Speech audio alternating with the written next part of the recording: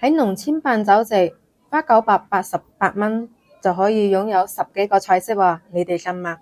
咁依家帶你哋走進酒席嘅現場睇下，都有咩菜式啊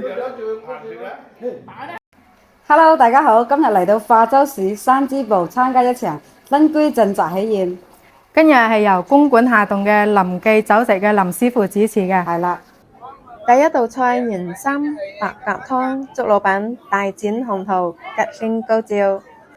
第二道菜三鮮炒米粉，祝老闆招財進寶，好事連連。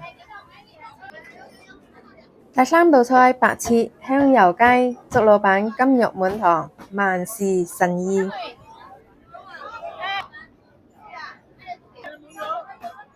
第四道菜係白灼蝦，祝老闆心想事成，笑哈哈。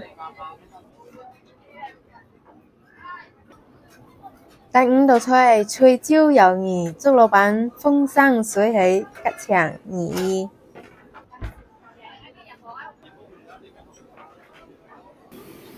第六道菜係荷蘭豆炒豬肚，祝老闆包羅萬有，家財萬貫。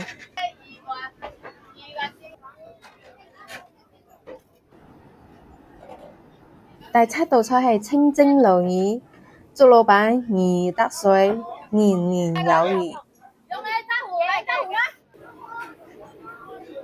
第八道菜係七彩蓮藕甜丁，祝老闆家庭幸福美滿，甜甜蜜蜜嘅。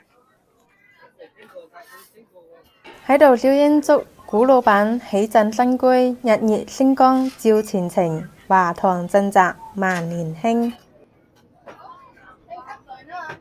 第九道菜係發財之利，祝老闆發財就手，方方吉利。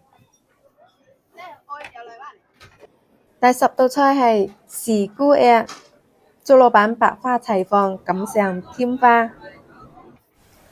第11道菜係五香扣肉，祝老闆貴客齊聚，喜氣洋洋。